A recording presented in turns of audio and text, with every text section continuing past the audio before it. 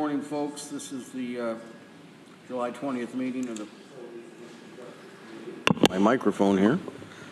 And all our committee members are here with the exception of Deborah Dawson, who's excused. She's under the weather this morning. Changes to the agenda. We will be having an executive session dealing with the leasing of real property. That'll be at the end of the meeting. And I want to add an advisory board appointment in the airport discussion for the Air Services Board. Any other changes? Do we have any public comment this morning? Taylor's shaking her head no. She doesn't see anyone. No one on the screen. All right.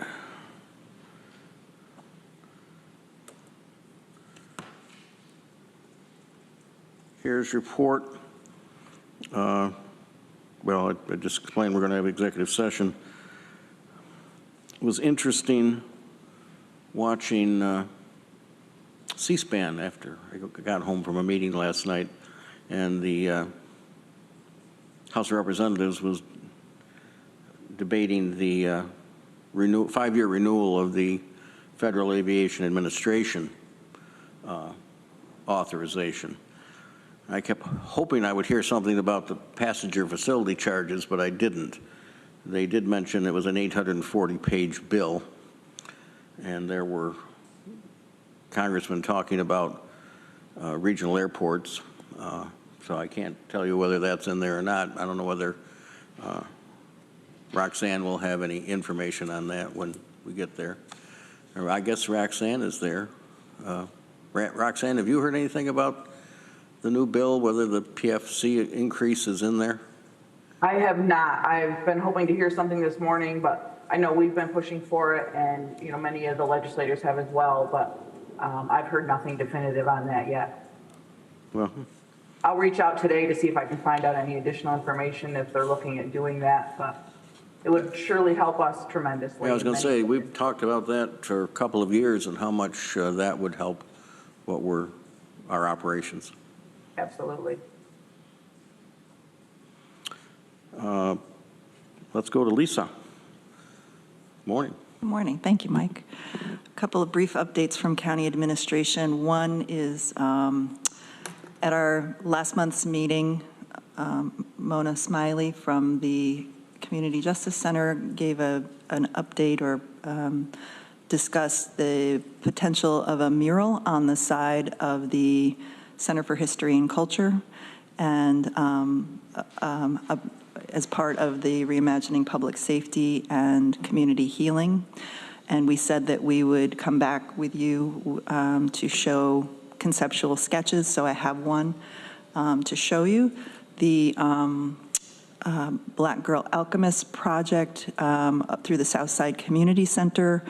I'm sorry, what project? It's called Black Girl Alchemist. Black Girl Alchemist. Program through Southside Community Center. They have done a lot of the murals downtown. So they did a workshop, kind of a visioning workshop asking, what does community healing mean to you? And out of that came the following concept sketch. Wrong one, sorry. Let me try that again. There we go. So this is the design for, it's a little clearer on that screen, that they have come up with for community healing. So I just wanted to share that with the committee to let you know that that process, they had a robust process, and they were quite, Mona and others were quite excited about this sketch. The artist Anne Marie Zwack is working with them to translate that into a mural, and we are... Can we leave it up there? Oh, I'm sorry. Here we are.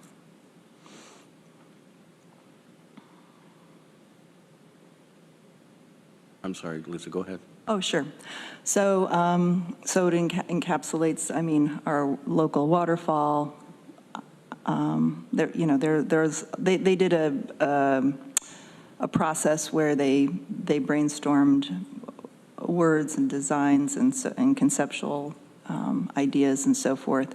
So this is what came out of that process. So that's all I wanted to share regarding this stage. Randy? It's beautiful.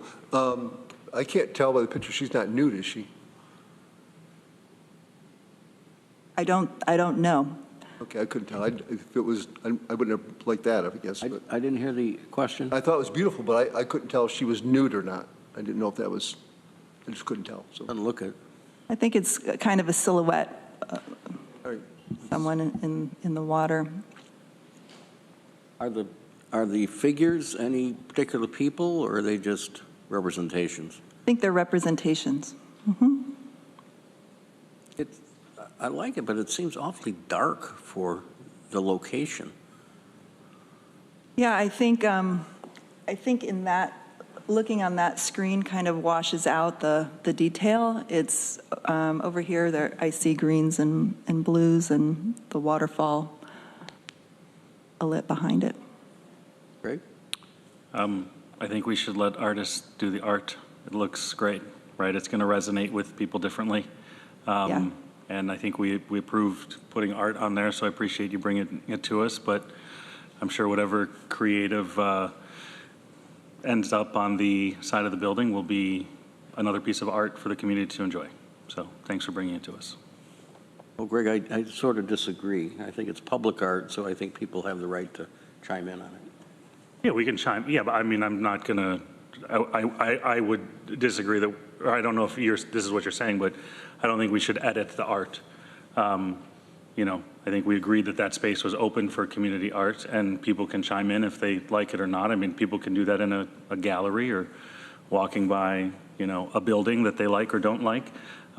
That's all part of people's right to have and voice their opinion. But if this is the artist or the group of artists that we have identified for this space, I think it's important to let them do the art as, you know, long as it fits in, you know, a basic set of parameters. So I think it looks great.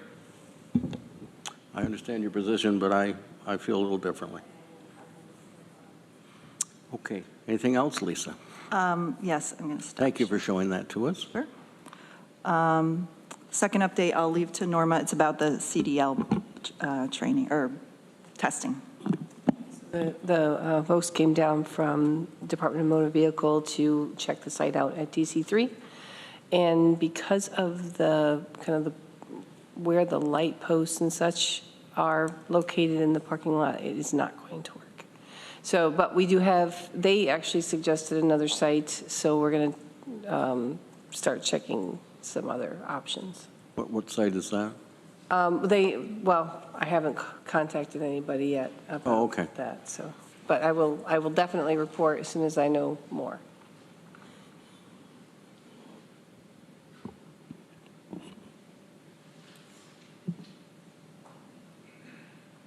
But the site is somewhere close to the population center? Yes, actually a bit closer. Okay. Anything else, Lisa? That's it for me. Thank you. All right, let's go to transportation planning. Terry Carroll's here.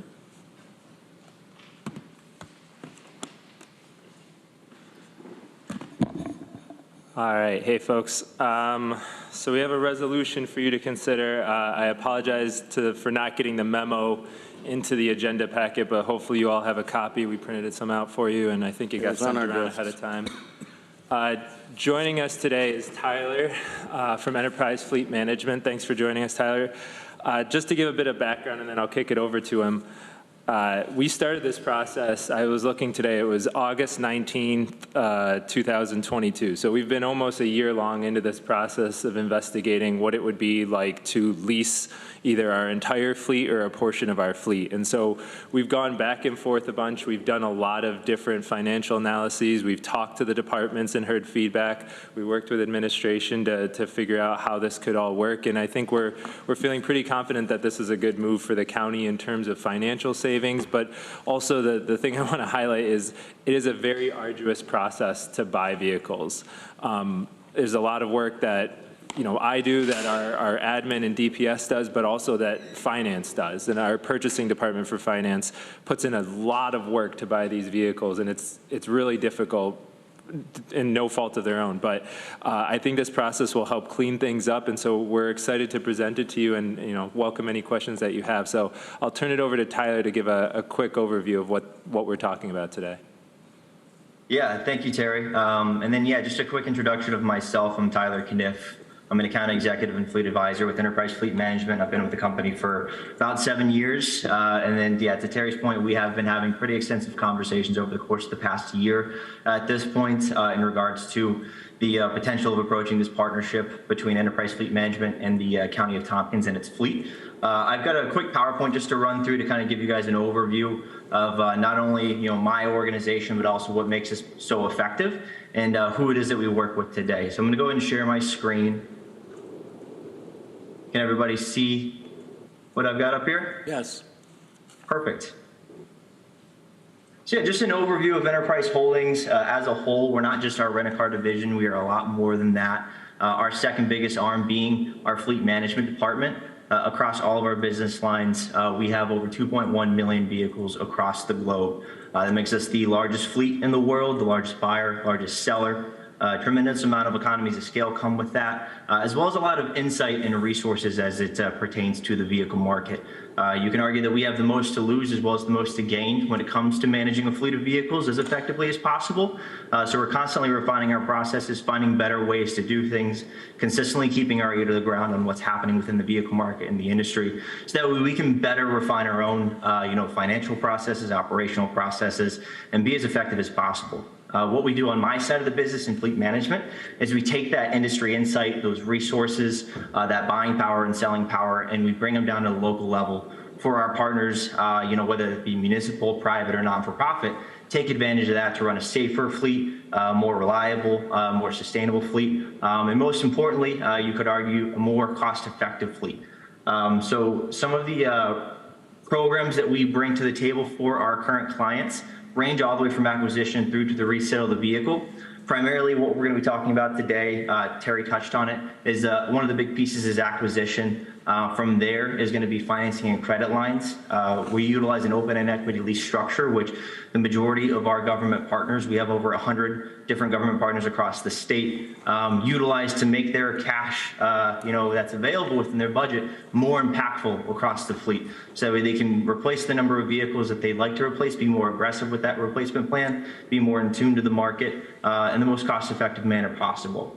Beyond just that, licensing, titling, and registration, again, going back to what Terry had mentioned as far as the burden and how cumbersome it is to go through the process of not only acquisition, but the administrative side of titling these vehicles, getting them ready to go, coordinating the aftermarket equipment that goes into them. So we will be kind of taking a lot of that off of the county's plate and onto ours to create some administrative efficiencies on that side as well. And then on the back end, obviously reselling those vehicles is a big part of the total cost of owning and operating a fleet. We have a team of our marketing professionals that will take care of that for the county. That is their primary job and responsibility, to sell vehicles for the rent-a-car side as well as the fleet side of our business. And they need to be extremely effective at that, and they are extremely effective at that. So consistently gaining the best resale value possible for the vehicles to help further reduce those overall costs. So our current county partners today within the state of New York, we have about 18 county partners across the state, and that number is consistently year over year getting bigger and bigger. Some of the ones you're probably most familiar with, our biggest partner that I am most familiar with myself is Erie County. They utilize us for just about all of their services, especially in the open and equity lease side. They utilize us as their primary funding method for all of their vehicle acquisitions today. So it's very well embedded into the state of New York, especially on the county side, to utilize our services, and it's been extremely successful within those partnerships. And the way that we're able to do that pretty seamlessly from a due diligence standpoint is through our partnership with Sourcewell.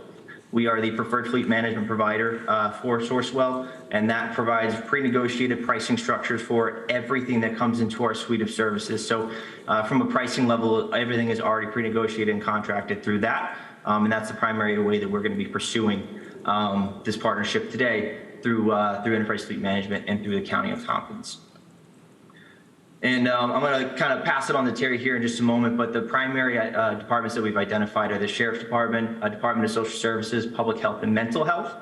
And a bit of how that structure is going to work. Terry is going to still kind of be the so-called quarterback in a way, the fleet manager, through his role as Chief Sustainability Officer, but he's going to be working hand in hand with a client strategy manager, an industry expert who's going to continuously put together proactive plans. That way, on the vehicle acquisition side, we're putting together plans to proactively order our vehicles well ahead of time.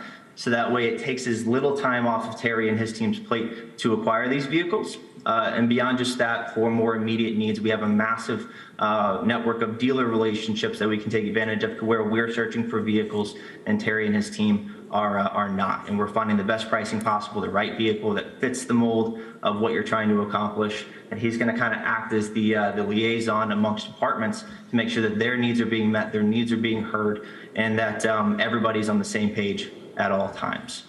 So within that, I'll go and pass it along to Terry. I know that beyond just the administrative piece, there's a massive savings opportunity, especially in the first couple of years, moving to the leasing model of close to $900,000. So I'll pass it along to him to kind of further speak to that and what analyses we've run. Yeah, thanks, Tyler. So, we chose these 4 departments for a reason. So with Public Health and with DSS, they both get reimbursed through state funding. And so the way the structure of how we have to buy vehicles with them is a little bit different than how we do it for the rest of their fleet. And so this just made it a little bit cleaner than the process that we're currently using.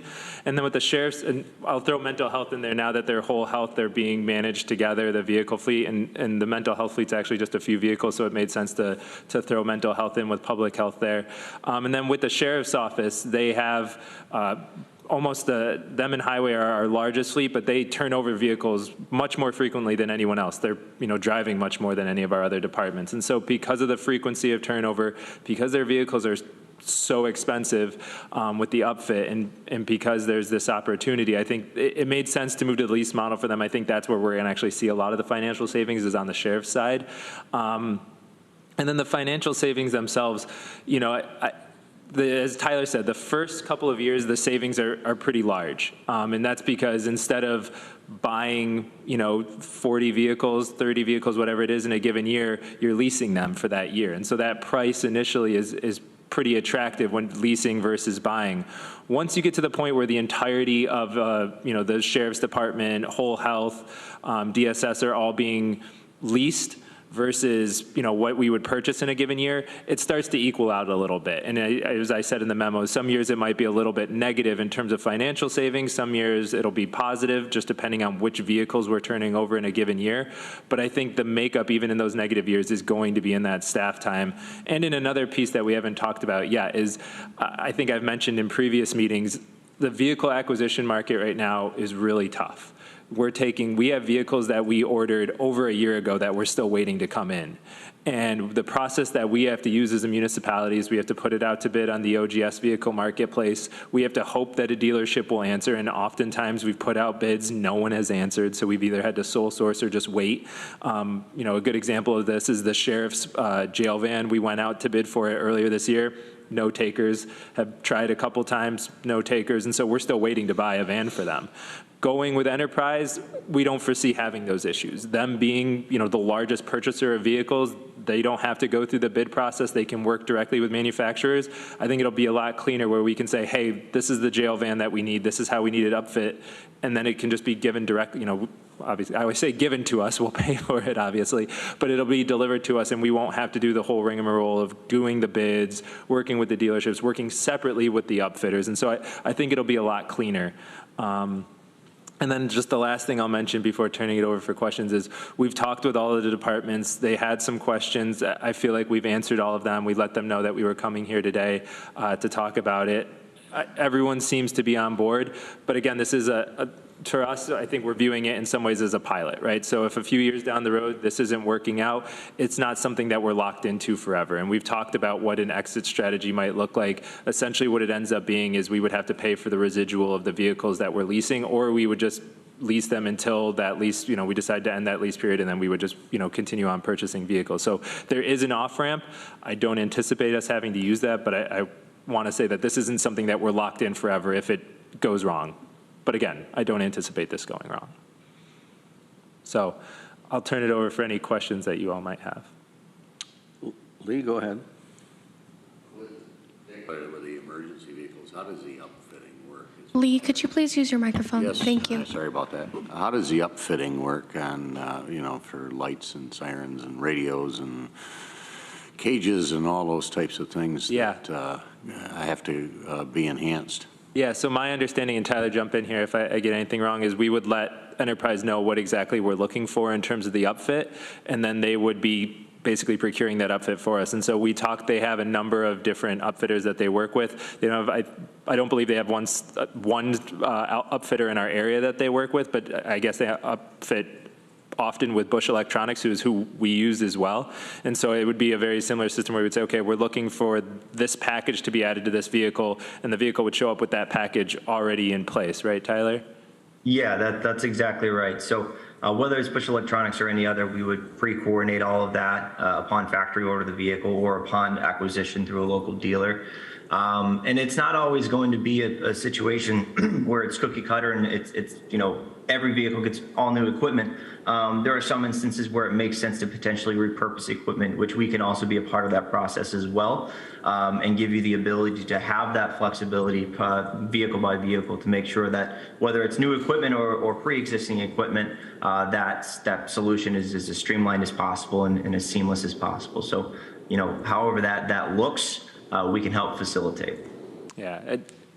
Just to give an example, right now what happens when we upfit these vehicles, and Lee, you might be aware of this already, but we get the vehicle and then we have to then take it to the upfitter. And we've had vehicles sit at the upfitter for 4 months, 6 months, waiting for the pieces to come in, waiting for things to happen. So that's another area that I hope that this can help cut down on a little bit. Yeah, it's not always so much the equipment or the furnishings you're putting in them. It's the install itself and the wiring and all that goes into it. But if the company is okay with those alterations, then I guess that's part of the package. Yeah, absolutely. And the same situation goes for any other departments as well. So there's no, fee or penalty to upfit these vehicles how you need to. We encourage it. Being, that kind of a partner with municipalities as well as even construction companies, it becomes very important to make sure the equipment is what it needs to be to do the function that it's supposed to serve.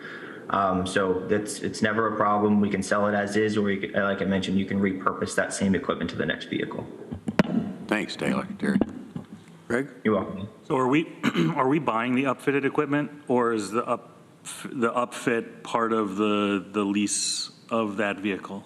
I mean, I think it's somewhat up to our discretion. I mean, I think we can go, what we're anticipating right now is for it to be added to the lease of the vehicle. Great. So it sounds like a no-brainer. Randy?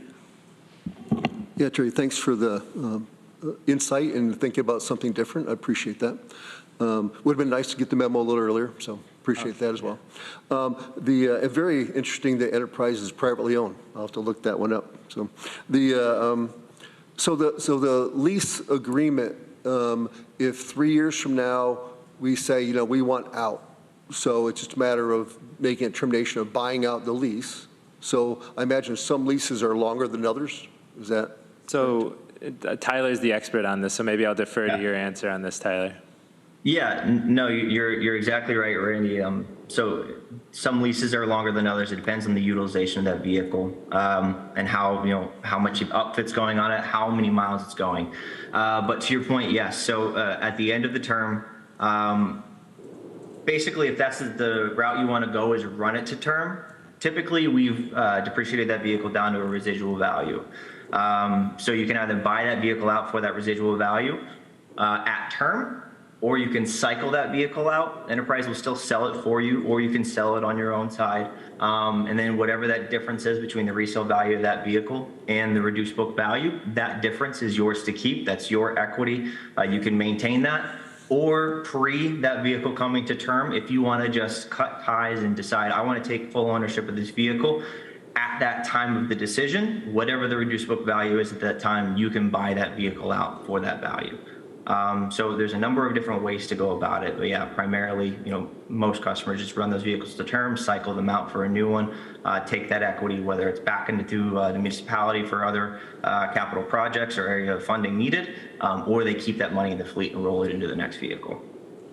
So would it be similar like anybody else leases a car, a particular car, and say we're going to lease that for 15,000 miles a year? Is it the same type of thing like that? Or is it a 3-year term of, is miles included in this, or how does that work?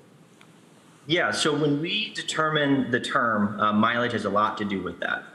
So how we determine is primarily based off of what the utilization of the vehicle is. So if it's 2 or 3, that usually means it's a very high mileage vehicle, or it's just a vehicle that has a fantastic residual value on the back end. It really it depends.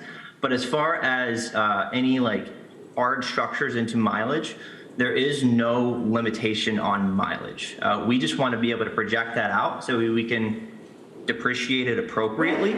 That way we're not in a hole when it comes to equity where maybe we said this vehicle is going to go 10,000 a year and it goes 20,000 a year, and now the resale value is all out of whack from where we projected. So that's where mileage is important. But if it goes over, not a big deal. We are constantly sitting down with all of our clients, probably quarterly most of the time, and making sure that everything's still on pace to where we expected, and making sure that no changes to the plan need to occur. And if it does, then we'll pivot to plan B and say, hey, this is going further than we expected. Maybe we should cycle this out sooner so that we don't end up in a negative place down the road, and we can get ahead of this. And under this, if we lease these vehicles, would we still be responsible for all the maintenance of it?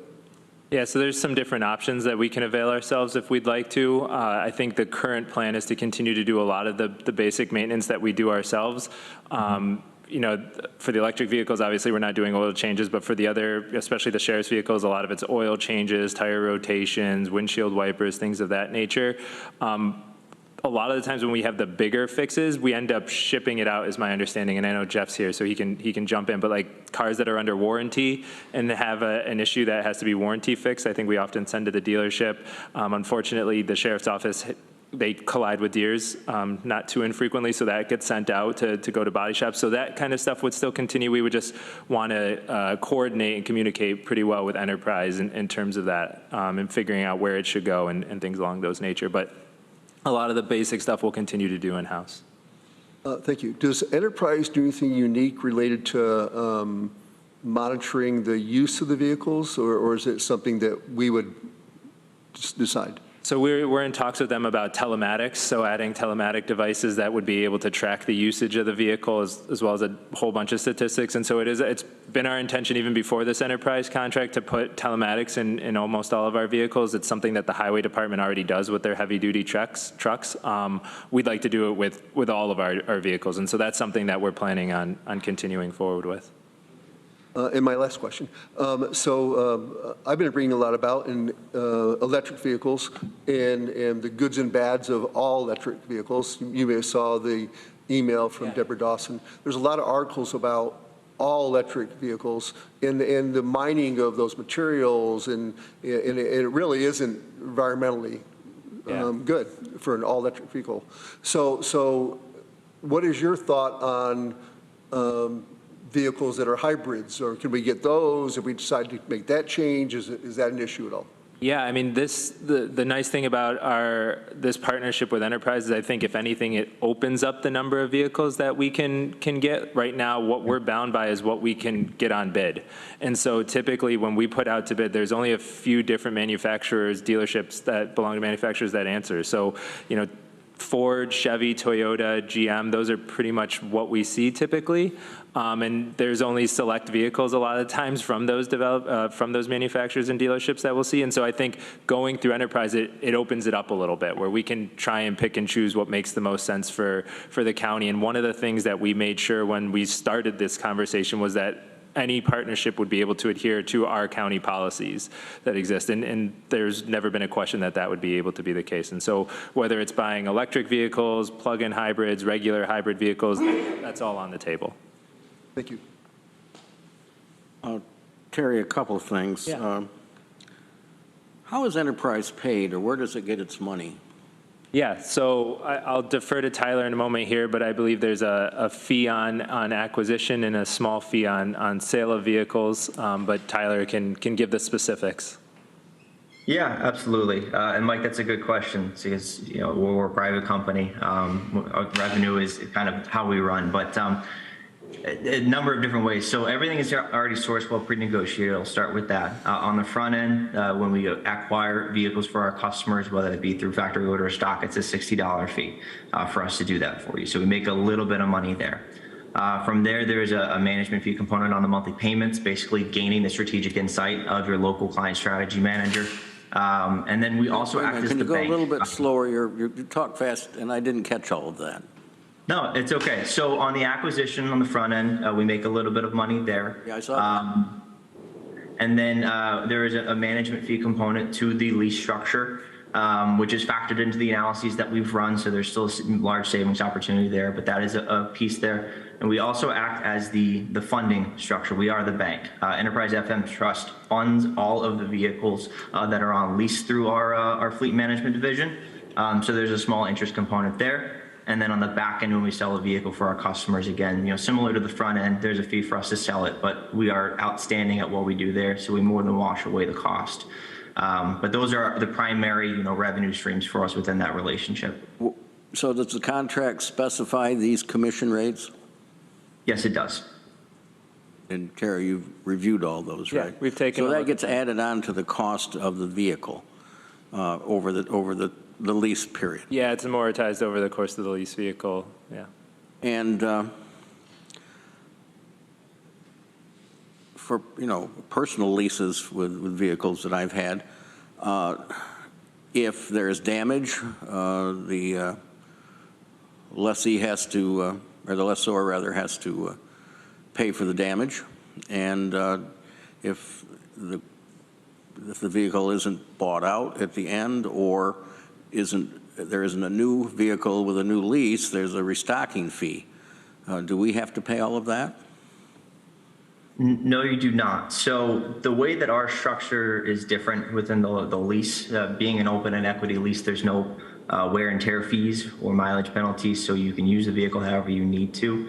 But within that, the big difference between our lease structure and what you would typically see at a dealership, usually being a net lease, is that we aggressively depreciate these vehicles a little bit more than those would. So we're usually in a pretty solid spot in terms of if the vehicle comes time to turn in and there's some damage on it, we're still in a very strong positive equity position.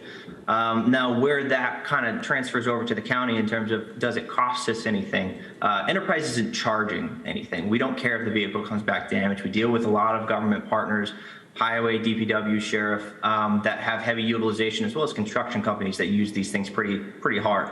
So we're very familiar with that. And what we need to think about there and how this is going to impact the county is what's our resale change based off of the damage of this vehicle? How does it affect our equity position? So that's kind of where that passes through to the county, not necessarily in terms of fees, but more so resale value. And we'll help evaluate that as well. We'll take a look at what does it cost to fix it?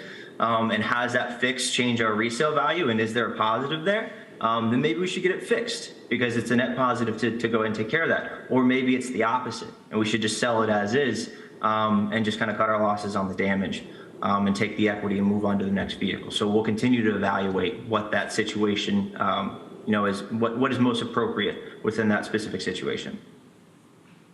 And how does state contract purchases factor into this? If we have, you mentioned, for example, not being able to find a van. If that van happened to be on state contract, can we still buy on state contract?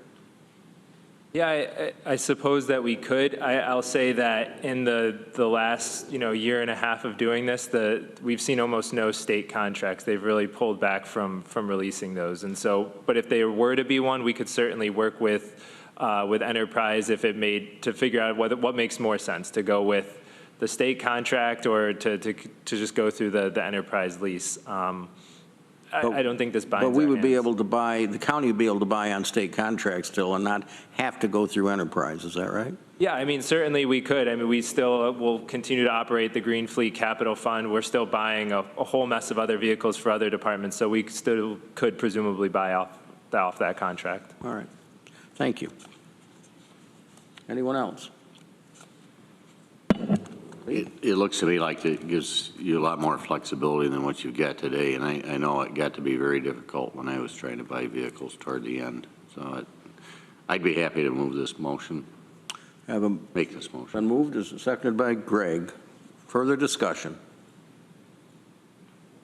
Those in favor? Any opposed? Got it. All right, thanks all. Thank you very much, everybody. Thank you, Taylor, for coming and speaking to us. Thank you. Thank you for having me. Have a great day. All right, let's move on to Jeff and the Highway Department. Morning, Jeff. Good morning, everyone.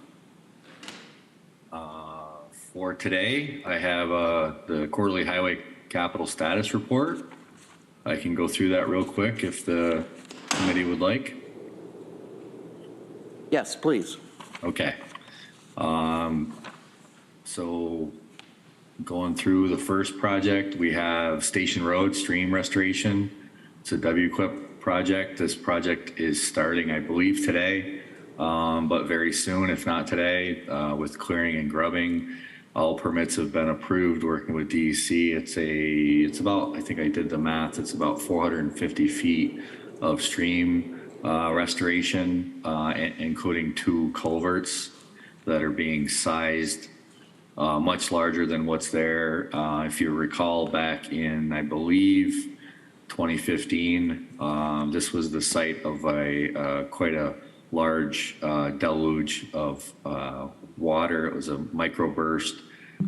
This actually impacted, this is very close to 3496. And it impacted a couple of state bridges at the same time, multiple town roads, and this area was quite inundated. Several homes were flooded. So we're glad to see this moving forward, and expect that the project starting now and should be finished sometime, planned to be finished by sometime the end of August. Please just let me know if you have any questions, or we can come back. I have a tangent question, I guess. And when you talked about the microburst, it made me think about this. But these culverts are usually sized by the engineers, what, for a 100-year flood or something like that. I wondered, with the potential of climate change and the more potential of flooding, are we starting to size these larger? I would say generally it's rare that we put the same size back in anywhere. We do have some control limitations on cover and depths of stream and things like that can force us to go wider. In this case, it's not comparable, but I can't remember off the top of my head how much larger, but right now it's like a double culvert, aluminum corrugated culvert pipe. The problem is this area experiences a lot of debris loading when there's a high flow or a bad storm, and the culverts and whatnot tend to plug up with that, and that's one of the major causes. The stream work is going to help greatly with that, and also our sizing. It's 2 culverts, and I'm just going to throw, I think they're like 2 4-foot culverts. Say that's not quite, but about equal to 8 foot. I think we're going with a 12-foot box, and by the design of the box, it's it handles a much greater amount of stream flow than 2 8-foot culvert pipes, I'll say, and it's much less likely to experience loading, plugging of debris. And when it does, it's large enough that we can get in there and maintain it. It's very difficult to pull gravelly, very packed debris out of a 4-foot culvert pipe. It's almost impossible without actually replacing the whole culvert pipe. So there's a lot of improvements specifically with this site. Generally speaking, we tend to go larger with everything that we're replacing. Thanks for that. I wasn't so much on this one specific. I was just wondering whether engineering standards are changing. And you may not know the answer to that, but it might be something to ask our engineers. Yeah. I could guess, but yeah, I think everything's changing. Fortifying, more sustainability, looking at recent weather patterns is definitely forcing everyone to really consider making things fit what we're experiencing presently. This is kind of a shout out to facilities and RL. But we have carried this project through several years now. Our parking lot paving is complete, and I'll let RL go into the wells and whatnot. I know he's been keeping everyone updated on that, but we thought we'd throw a picture of the actual finished parking lot. The striping, the painting of the lines is greatly helping. Everyone had a lot of compliments on it. I think there's some little details around the edges and stuff to work on, but thought we'd kind of revisit this with the committee. And Arel and the company that did the work out there did a great job. Arel's not here this morning, but Alan is. Okay, Alan.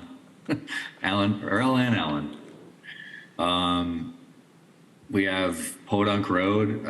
We've submitted to SHPO about the determination for the historic bridge. This is a truss bridge on Podunk Road.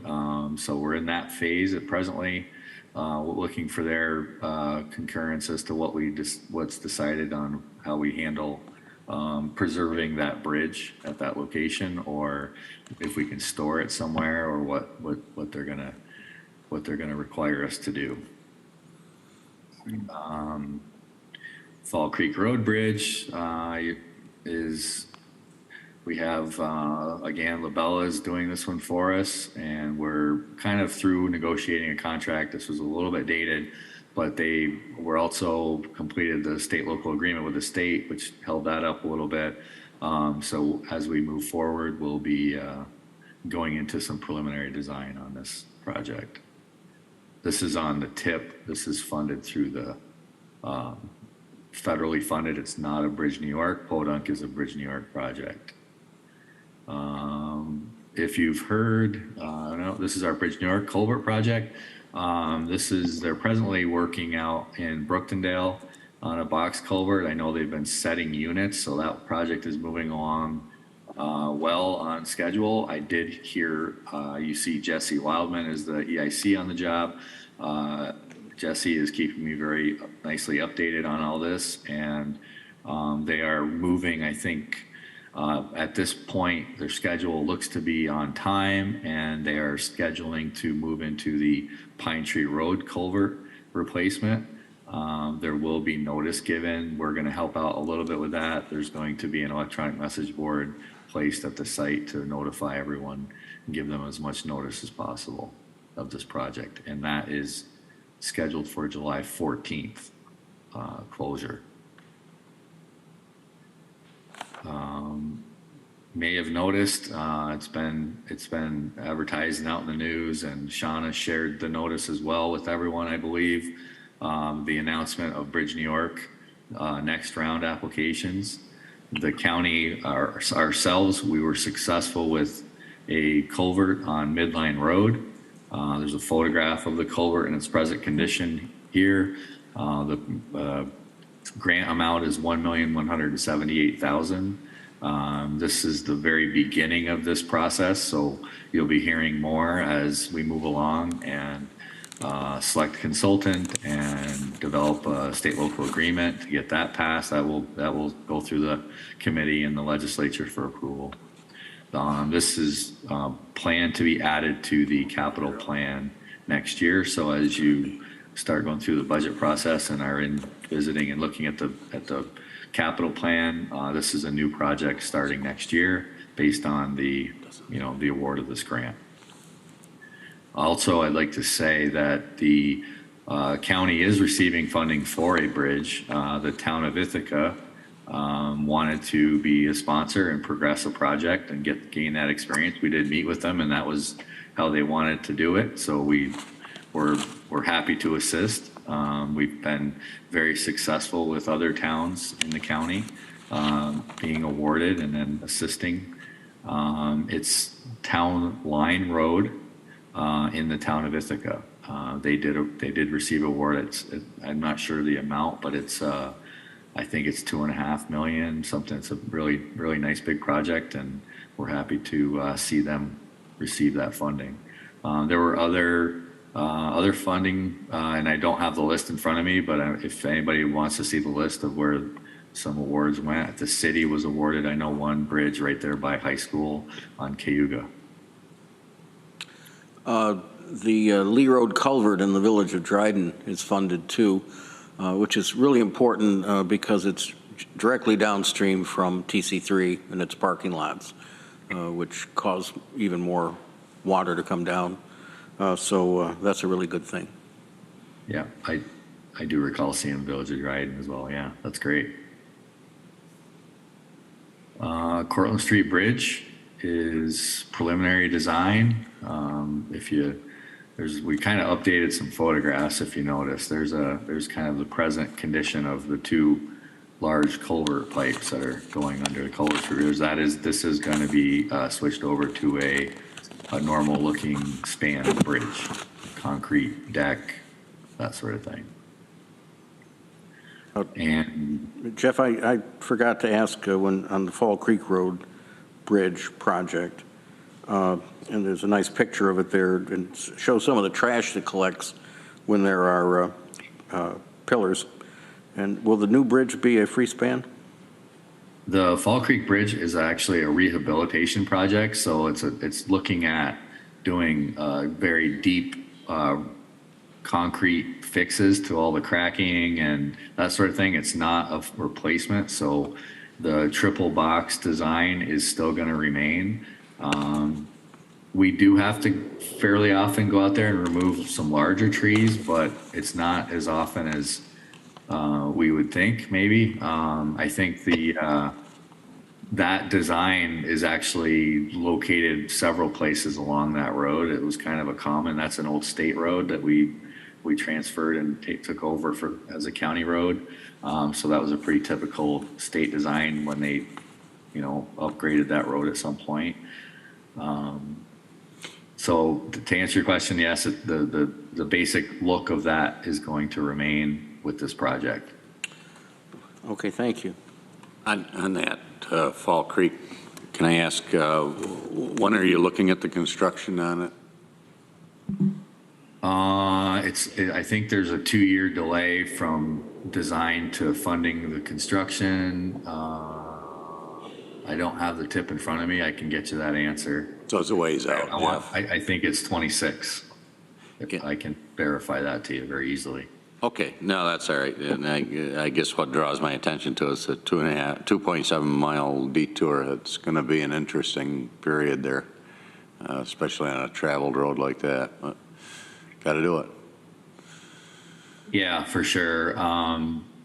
Not long ago, just down the road, the state did the one right in Freeville, and there was a detour with that, and they utilized Peruville and Fall Creek. So, yeah, definitely is an impact. It's a great expense to try and maintain traffic, temporary traffic through there.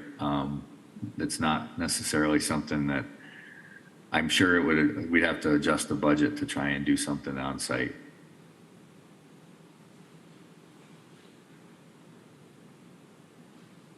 Is that Podunk Road Bridge a Groton Bridge, do you know? I don't think so. Okay, thanks. Do you want another one? No. Keep pictures. Right, town is still trying to figure out what to do with the Red Mill Bridge. Note that the town of Ulysses has been contacted and is willing to store it for the county. at their highway site, at their highway garage, until a better, but we're not sure if SHPO is going to accept that plan. That's it for this report. Questions on the status report? Okay. Thank you. I have another question, not on this, though. I'm sorry, did you have a question? I do have questions for Jeff, but not on the report. Okay, well, let's go down. We got a capital payment summary report. Any questions on that? It's an information item. That's the payment to Labella, working on the Podunk Bridge. Yep. And we have a budget adjustment resolution to move equipment sales revenue to the automotive maintenance and expenditure account. You got more money than you anticipated. That's pretty nice. That is very nice. I reviewed an email that kind of bounced around from Terry and Joyce and finance, and it finally was determined that this was kind of unanticipated revenue, and we're looking to, rather than put it back in revenue, to actually take that. It is already in our highway revenue, and we want to take it and put it back in an expenditure for various reasons. We're gonna need it, automotive repairs, things like that. That's what we're hoping. I'll move that. Leah's moving the resolution. Is there a second? Seconded by Greg. Any discussion? Those in favor? Any opposed? That's unanimous. Randy? Yeah, Jeff, you've been doing a lot of paving in Newfield. Appreciate it. Millard Hill Road looks good, and Schaefer Road you're working on. I know in Van Kirk Road, which is where I live, is turned out really well. I did get a call. You mentioned I did meet with Jeff on my property. I own 1,400 feet of frontage on Van Kirk Road, and I had some concerns. No, we can't pave your driveway. No. I made it really clear to him, don't do anything for me you wouldn't do for anybody else. So we had that discussion. But over time, the plowing on that frontage caused basically the water to just run down the road because it creates kind of a valley, so to speak, from the plowing in it. And so met with Jeff, and they cleaned out that whole area along their frontage, and appreciate you doing that. I did get one call and you'd mentioned that you were going to raise the height of that road quite a bit. And I got one call from one person saying, hey, now my driveway's too low. And I said, hey, give it a little bit of time, and the county will be through, and they're going to, put fill in to raise your driveway back up, which you did. So I appreciate that. And quickly, too. I think the job was done, I think, very efficiently. So I just wanted to share that with you. One question I do have is there an update on what's going on with Morrell Road and the two bridges there? There really isn't. I think we do need to look at a final solution out there. We have in place our temporary bridge, for anyone that's not aware. It's alongside the bridge that was closed by the state through inspection purposes. Internally, we've had a lot of different ideas, and they don't seem to really gravitate or make sense as we start looking at cost and numbers. I think that it's unfortunate in a way that the old bridge is still there, but from what I'm aware, the temporary bridge is serving the purpose of what's there now. It's allowing everyone to take, some of the concerns were deliveries of fuel and things like that. It's allowing everyone to get that. I think in the future there needs to be a final solution. It is still looking temporary like out there, although all the needs are being met that I'm aware of. Yeah, I think that the bridge does work. I own the property that borders Morrell Road. It's a dead-end road. There's only 3 properties, maybe 4 beyond it. And a gentleman did knock down his house and bring a modular house over the temporary bridge. It was tight. There were a few scratches on the building he had, but they did make it. I have concerns there about flooding, obviously, and I am going to be sending a letter to the county. I'll copy Bill Troy. I'll copy the town because I think the town needs to do some things as well. Also, it's a certified stream, Pony Hollow Creek, so the state's involved in that, obviously. And Soil and Water did come out and look at it as well, as did Jeff. So you're going to be getting a letter from me, and don't take it personal. So, No problem. okay. Hey, anything else for Jeff this morning? Jeff, we appreciate all the work that you and your crew are doing, particularly this hot season, and we hope that they're all being taken care of and keeping hydrated and all those proper things for people who have to work outdoors. For sure. Thank you.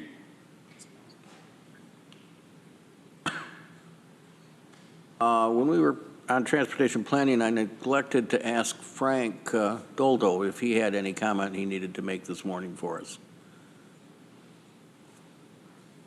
Frank, are you still there? Hi, yes, I just had a hard time unmuting myself.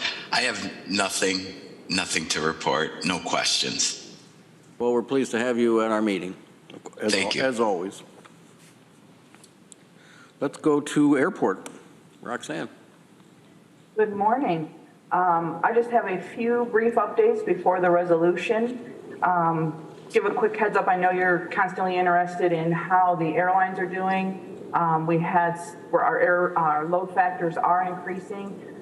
In May, we had great load factors, 71%, 85%, and they're continuing to go up. We're continuing to meet with our current airline partners as well as looking at new ones. It's an ongoing process and something we're working diligently on, not just myself. We have a great team working on that. I know Mike also, you and I had discussed a good idea to give an update on how our general aviation is doing. It's not just commercial service here at Ithaca that keeps us moving forward. General aviation plays a huge part, and it also helps with funding. The more operations we have, the more federal funding we do receive. So in 2022, Customs for the first 6 months of the year only had 3 operations. Currently in 2023, we've had 13 operations in the 6 months. So that is increasing. For the Dead and Company concert that happened, Teganic Aviation had 71 aircraft that they handled between May 6th and May 9th, which is a huge number. They were extremely busy. It was great to look out and see the general aviation ramp full of aircraft. Cornell graduation and Memorial Day weekend, there were 77 aircraft that were cleared through general aviation on May 25th through the 29th. This also relates to additional revenue for the airport, non-airline revenue, something we're always looking at, trying to increase. So that has helped, but also the contract that we did with Teganic Aviation at the end of last year has increased our non-airline revenue. I did a quick look. Basically, the amount of rent we're receiving additional each month is $2,500 more almost than what we were receiving last year. The landing fees that we collect from Teganic, in the first 5 months of 2023, we have more than 2022, the year total. Same with our fuel sales. The commissions are about $4,000 higher already in the first 5 months of 2023 compared to all of 2022 last year.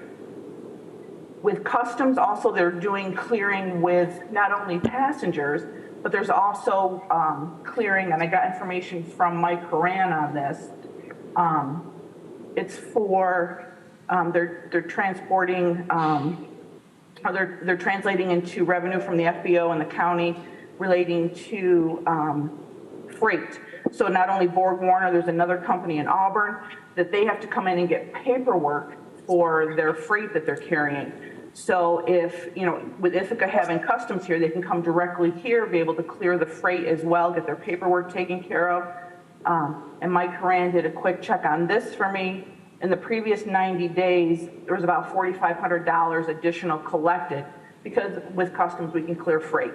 So we're working hard to, increase the general aviation portion at the airport. Chris Stephanie, our marketing person, and Mike Haran are working directly together, putting together a marketing plan to also assist with this. And Teganic Aviation is willing to put money into this. So they're working on that. Hopefully within the next few weeks to a month, they'll have something and be able to market that as well to more people to get the facility used up to the potential that we have here. So that's, just a brief update on that. We also, Airport Day is coming together nicely. That's September 17th. So make sure you have that on your calendars. We'd love to see you here for that. And do I have anything else? Next week is the Part 139 airfield inspection. So Josh and his team has been working diligently, making sure Ithaca is ready, and they're sending 3 inspectors this year to do the inspection. So Josh is really hoping for the 4th year with no discrepancies. So fingers crossed, I have faith that he can do it. It's a lot of work. It's a continuous thing. It's not just something that they work on, as it nears inspection. This is stuff that they do daily that they have to, keep in line and keep in check. So think of the guys next week as there'll be inspectors here testing every aspect of the airport. Well, Roxanne, that was a pretty thorough report, and all the incremental increases bode well for our airport service. I wondered, the fuel farm, are we still trying to get other fleets to be able to use that? That's being used a lot by state DOT, sheriff. So in our budget, it looks kind of crazy, but we've increased what we pay for fuel, but the commissions that we get coming in offset that. So that's done through, and it's really streamless for us. I mean, the way that Josh worked at getting that set up, you can use your WEX card, get fuel there, and then the revenue, there's a percentage, and he has it calculated. We get a certain percent when they use the fuel farm to help offset that. I was wondering about other fleets, whether we're marketing to try to get them to use it at all. Josh, if you're here, I'll let you. I'm here. I can quickly answer that. How are you? Good morning. So the way right now it's a municipality fuel farm, so everybody that has a municipality WEX card can do that. And the reason that other fleets like that might not be a municipality is the tax reason, right? So all tax exempt agencies can actually, they have a WEX card they can pull up and fuel up. So New York State Police, DEC, Park Police has been in there, State Corrections stops there on their way through. So right now it's pretty much all state agencies because we don't have a way to track or charge them back the sales tax if we were going to sell it to, like, say, Enterprise, for instance, if we had them on. Okay. I guess that's food for thought, whether we could figure out a way to, I think of private bus companies or other things like that maybe we could make some income off of. Yeah, I mean, I think it would be a great thing to explore to see if we could do that. The other question I had, Roxanne, was I know, at least at the discussion stage, and you've hit on the increase in the customs usage, and particularly for freight. We've talked in the past about having some kind of a warehousing structure that perhaps might be useful for that kind of thing. Now we've got Micron coming into Syracuse, and we've got Menlo coming into Tompkins. Is that still on our radar? Do we still think about those kinds of things? There's always opportunities there. I don't know, in depth much about that, but Mike, I would love to have more of a conversation on your thoughts, and we're willing to look at, opportunities here that can increase our revenue in any way that we can. And if that's helpful to a company, it's something that I would be willing to look into, sure. Thank you. Yep. Shall we take the resolution? Authorizing award of bid and anticipated receipt and acceptance of the Federal Aviation Administration NYSDOT grant for the taxiway rehabilitation phase 3 and 4 partial. All right, Lee's moved it, Greg seconded. Want to say anything about it? So it's, it's all in the description. I sent the memo. It's just, it's part of the plan. There's going to be design next year for the rest of the project. It's part of, what's we're required to do as far as paving of taxiway A. There's, part of the pavement needs to be, fixed. There's certain requirements and mandates. So this is just part of the plan that we've had in our airport capital plan for years. So just moving forward with that. We anticipate that the grant should be received shortly. And then if they are able to, we could possibly do construction this year. It just really depends on timing of when we receive the grant. Randy? Yeah, I mean, as I've been on this committee for about 18 months, we get a lot of grant money from the FAA and other entities. But in all these things, it says that our portion is being covered by PFCs. But I don't think we're generating enough revenue through our PFCs to pay for these things, right? So shouldn't that be that's going to come out of county funds?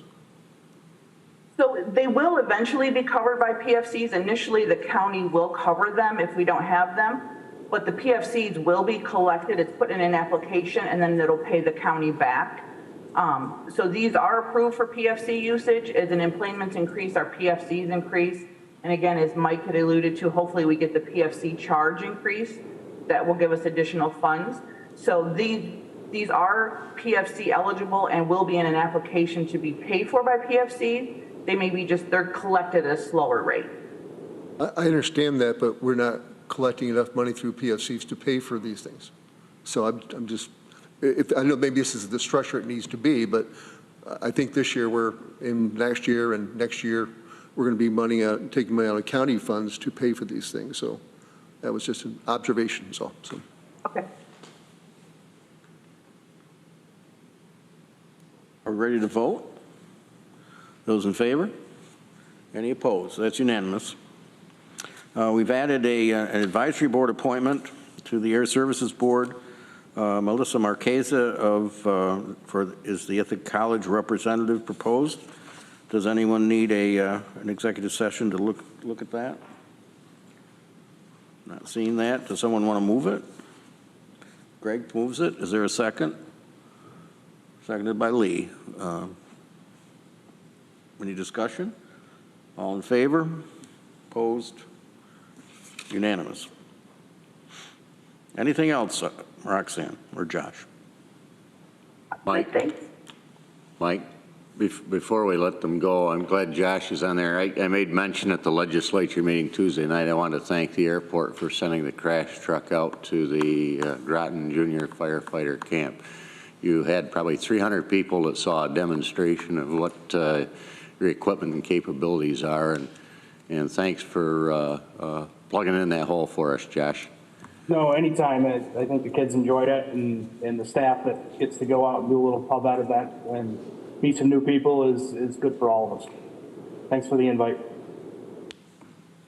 It made me think too.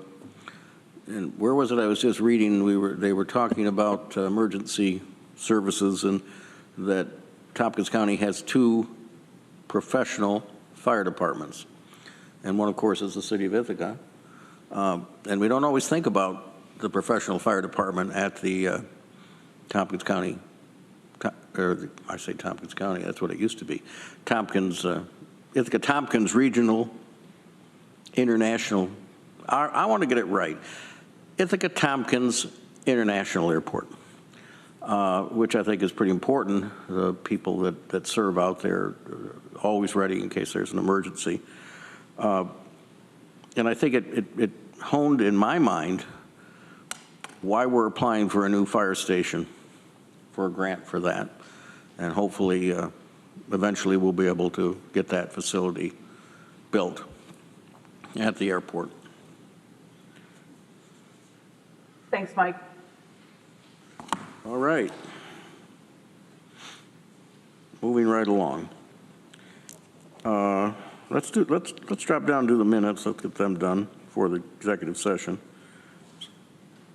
Greg moves them, seconded by Randy. Discussion about the minutes?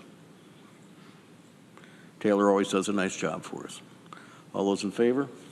Any opposed? And the budget adjustment and transfers for information at the bottom of our agenda. Any questions about those?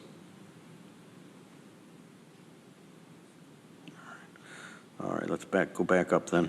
We got those taken care of. Transportation, I didn't have much to add. I was just going to mention those bridge and culvert awards that we heard from Jeff about, and that was a good thing. And as a personal note, I want to say kudos to the city of Ithaca for repaving Day Street off of Route 13, which was in pretty sad condition. One of the major entrances to get into the downtown area of the city. And they've done a wonderful job of fixing that. I drive it on a regular basis. I just wanted to mention that. And also on the detour, we had to go over Lincoln Street. And I understand they're going to, and that was in pretty bad shape. And now I think they're going to be doing reconstruction of that street as well.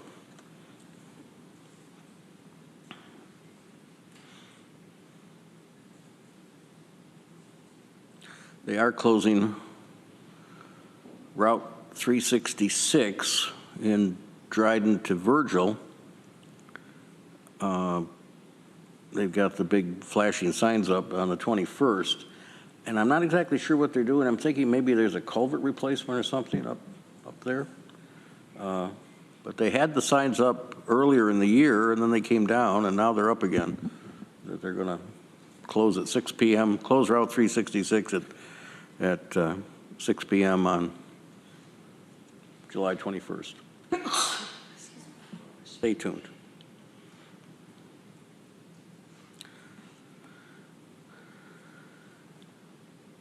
We are going to have an executive session about an issue that's arising out of the downtown facilities. And at this point, I think we are still waiting to figure out what's going to happen with the deconstruction of the dental building and the potential deconstruction of the legal building. And I think what we said was we wanted to see about that. What would you folks like to do with this plan that we received last time, which had a number of options? Are we ready to get into a full discussion of this? Do we want to make decisions about options? Randy. I have some questions that I have, but they don't have to be today, but I do have some questions, and I think they're pertinent to moving forward. So. Well, we have time. You want to go ahead? Yeah, as I looked at the plan, thank you again, it was really well done. And I just had some questions because I just didn't know. So one thing I didn't realize that, but you sold the library site in 2017. Is that correct? Yep. Okay. And then bought a building in 2019. Then bought what? And then you bought another location in 2019, 2 years later. Yes, but the one that 2 years later wasn't available until then. Okay. Was the space needs based on budgeted staffing or your current staffing or forecasted staffing? The space needs study was updated last summer, and it used current staffing. The Holt team interviewed departmental leadership and asked for any planned increase or decrease in staffing, and then they added a small inflation expansion percentage. This area in the flood zone, the new flood zone? I didn't look at that. I don't know. I don't believe it is, no. Also, so I have a few questions. I apologize. So, Oh, we need to get the questions answered. okay. There's certain, you want to relocate certain things, and one of the ones are you required by law, the New York State Department of Labor and the Career Center had to be in one spot. Do you really want to move that to this new building? I mean, it seems, I'm not sure the logic makes sense to move that. So it's in lease space currently. There is a lot of discussion on the Workforce Development Board and elsewhere that it is not in an easily recognizable or accessible location for the public. It's on the second floor of Center Ithaca. Most people are not aware that it's there, so this would provide it with greater accessibility to the public. It would mean that we become the landlord for the Department of Labor and they pay us for the space we lease to them. So have you talked about what floor you'd like that on? No, there's been no discussion about departments, which departments would go where in any building.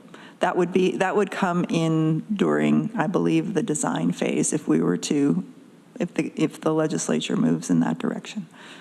So also the current departments and functions we have in the courthouse, I had similar issues with that. Are those right to move into this building? I mean, so right now you have security, strong security at the courthouse.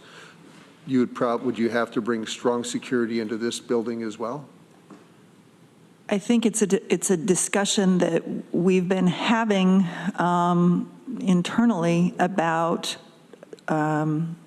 since we're having security changes and upgrades at the Human Services Building. There have been incidents at the whole mental health building downtown, and we're looking at standardizing and improving security in the across county functions. That would mean more discussions about an increase in costs or what we would be looking at in doing that. So there had to be some discussion on what the right departments are to be into this building. Okay. That's right. I mean, I think that this would be an opportunity, consolidating and putting departments under one roof in a downtown accessible location. We would need to have further discussions about which departments receive the most visits from the public, how to make it the most accessible to the public, and so forth. Those would be further discussions in the design phase. Okay.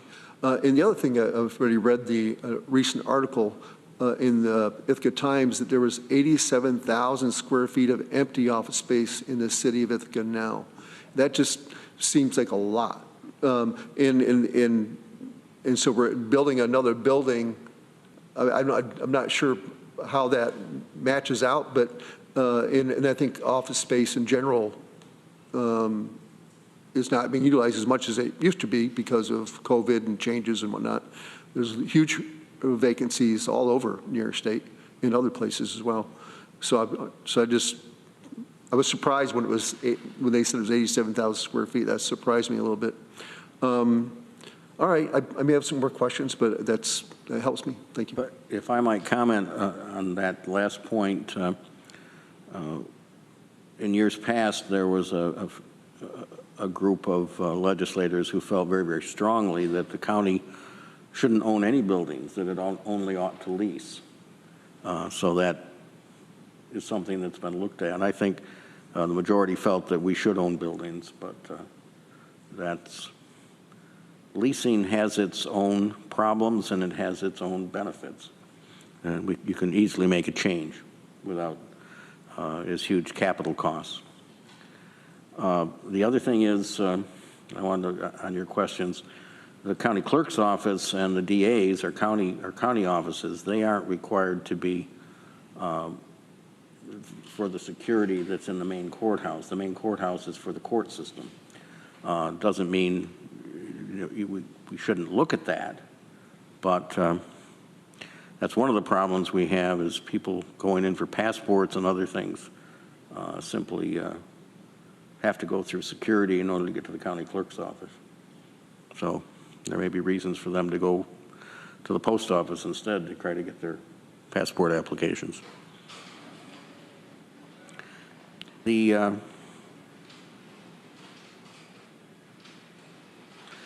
What I wondered, Lisa, was what do we have in the capital program for the center of government allocated for next year?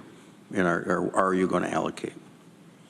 There has been a placeholder in the capital plan for the last 3 years for the center of government, and I believe this year it's, I know Norma's probably looking it up now, it's somewhere between 30 and 35 million. But are we going to somehow bifurcate it into engineering, for example, and rather than to think you're all going to spend it all Yes. and borrow on it for 1 year or what? Yes, it had been, we had planned 2 years ago to be in the planning phase last year. We had money allocated. We had fund balance allocated for the purchase of the property and for the planning and design phase, which we anticipated being in last year and completing design and being ready for, shovel ready this year.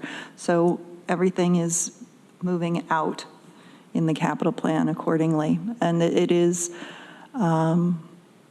customary that we wouldn't be, we would be paying a portion of it in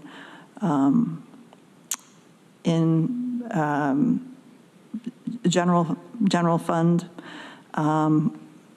banning if necessary, and waiting until we receive, until the project is completed, in case we receive grant funds and so forth, to know what exactly we'll need to bond for over the long term. So it would not be all in 1 year. I also wanted to address, Mike, you'd mentioned the deconstruction on the dental building. That is planned. Arel has a contractor secured to do that. The plan was that was going to be taking place this summer. The contractor is also doing work with the school district, and because of the time-sensitive nature of needing to get their work completed before school starts again in the fall, they have pushed back the work on our project, and it is now scheduled for completion by the end of September 2023, hopefully sooner. So that's the status of that. The status of any deconstruction on the professional building was held off because, based on local laws, we cannot proceed with a deconstruction of a building if we don't have a plan for, what's going to be in its place. So. And then that brings us back to, are we controlled by that local law or not? So I think in terms of the plan, and I wanted to just, because it's my mistake, it was not included in this month's agenda packet in time. It's available in public on the county's website. You can go to the county's website and search for it it's the downtown facilities plan. I wanted to make everyone aware of one slight correction that was made to it. and it was in a footnote on page 17, about the dental building. The updated versions that you now have and that are posted, it formerly said that that dental building was located in the DeWitt Park Historic District. That's not accurate. That was an oversight. The dental building is not in the Historic District. That's all. And then in terms of the options before us, I think the option in terms of leasing is as close as any option to doing nothing, having no further construction. It would mean, in order to meet the needs, the current space needs of departments, we would need to lease additional space. There's a cost to that. So there's a cost to our waiting and not making a decision to move forward in terms of deferred maintenance, leases, and so forth. So I would urge us to make a decision in one of these ways, because it is a cost in any direction we choose. Randy? Thank you, Lisa. And Mike, you brought this on the capital thing. One of the things that's going to help me vote for this is to really understand the capital plan cost. And I know that it's moved, the ball is moved like this. And you know I'm focused on fund balances and those kinds of things. And I do believe, and we don't really have a true reserve for the capital plan. It's just an allotment out of the fund balance, correct? That's correct. So it would really, and I'd be completely, if I look at, for example, this year, I think in the capital plan there was 4 million allocated. Is that correct? Something like that? I'm For sorry, this I year? don't have it in front All of right, me. but Oh, for it this was an year? amount of money. Yeah, it could be, yes. And it doesn't get spent, right? Because we're not spending it, and it's been rolling over. But that's part of your budget, right? So when you do your budget, you say we're going to, part of the $220 million budget is this amount of money, a couple $1 million, whatever it is. So that's unspent money, correct? So I mean, if your revenues are even, so you're less expenses, so it adds to your fund balance. But I think that you're talking about the operating budget. The $220 million is our operating budget. The capital budget is separate and apart from that. So that would not go into the fund balance as you're suggesting. Okay, just continues to move down the line. Yes, that's right. Okay. But it's not money going out as well. That's correct. However, the legislature does make decisions about other money from the fund balance going out, separate and apart from this. So thank you for that. It wasn't clear. I didn't think I was right. So it would be really helpful for me to vote for this, to understand the true capital plan, what it really means to our funds. So as you look at this, I realize it's a moving animal. You moved it a couple years already. Yes. And so to understand, for example, I think you mentioned there's $1.8 million just to design the building. I think that's the number. Could be wrong about that. So shocked how much it costs to pay architects. So it'd be really good for me to understand if we voted to approve this in 2023. Next year, it's going to be, okay, design phase. It's going to cost us this much of true cash going out.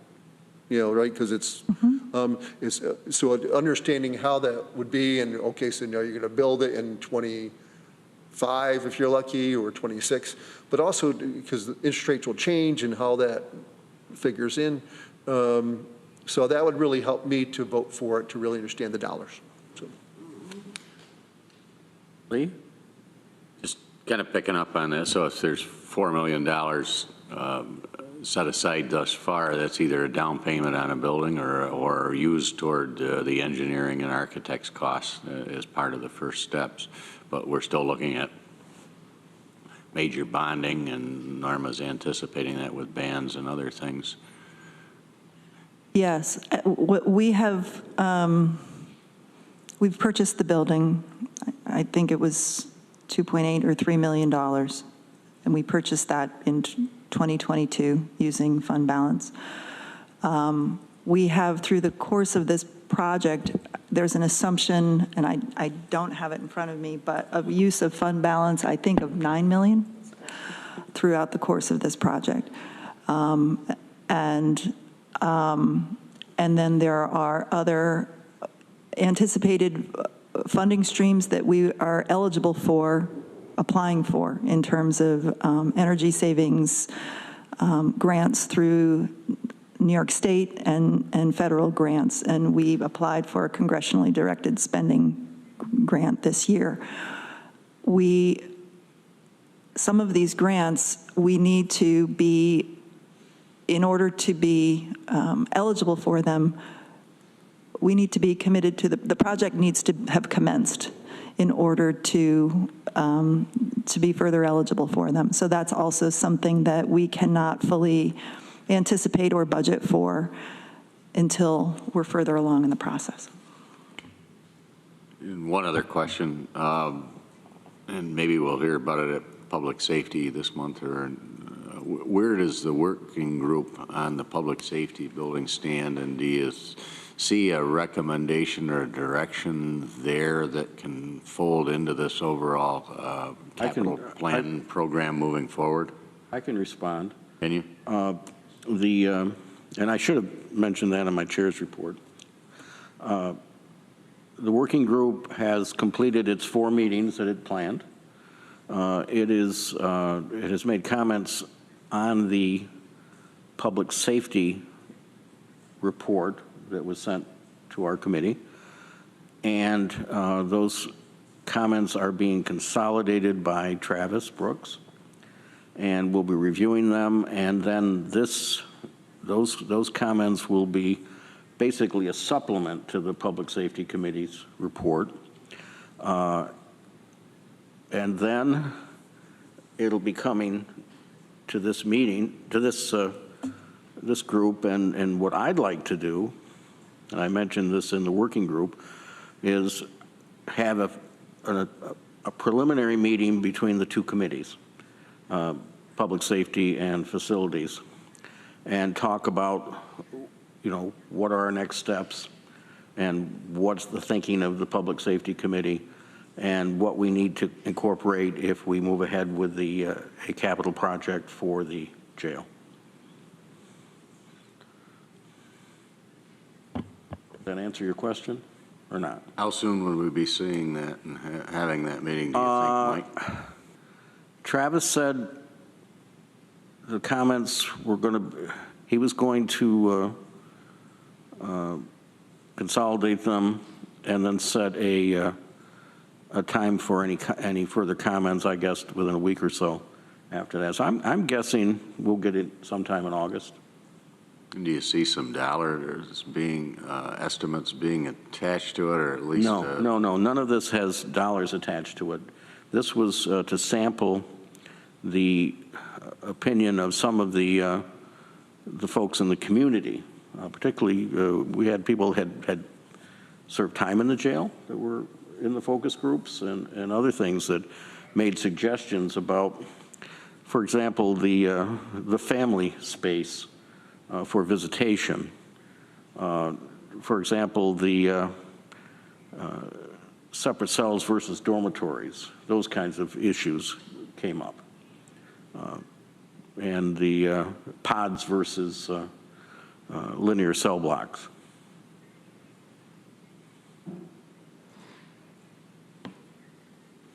I guess that's where one of my hangups is, and it kind of folds in with Randy's comments earlier, is that looking at the overall capital plan and what we may be exposed to in the years ahead, it's tough for me to move on this, knowing that there's still a many $million potential capital plan coming forward sometime. That's right. And the legislature's going to have to make some decision. And as I said before, and I got a wry comment back from our sheriff, jail projects aren't sexy. New office buildings are sexy. That doesn't mean we don't need a new jail. building. And I'm not saying a whole new building, but a rehabilitation and changes. I'll save the rest of that sexy part for another time. Okay. Thinking about the 4 buildings downtown, we made a decision about the dental building to deconstruct it. We've been waiting for over a year to try to get that to happen. We made a decision about the Red House to deconstruct it, and then the legislature, based on public comment, said to hold off on that. So we're not doing anything with that right now. We made a decision at this committee to, once the building is vacated at the legal building, that we wanted to see that come down. We have not made a decision about the bank building, but that building will be vacated, is it next month? Yes. Okay. And so I think on our next agenda, we've got to have a serious discussion about that, whether we want to intend to use that building for our purposes, or whether, and know we have some significant cost to that, or whether we're going to add that to the list of buildings to deconstruct. So I just wanted to review those 4 buildings. That's where we are. Anything else on the facilities plan today? We do need to do an executive session. And pursuant to our advice from our counsel, I'm going to say that in accordance with Article 7, Section 105 of the Public Officers Law, executive session is only appropriate for discussion of, and we are item H, the proposed acquisition, sale, or lease of real property. And then it talks about securities, but we're talking that, and that's what this executive session will be designed for. Can I get a motion to go into executive session? Randy, seconded by Greg. All in favor of going to executive session? Any opposed?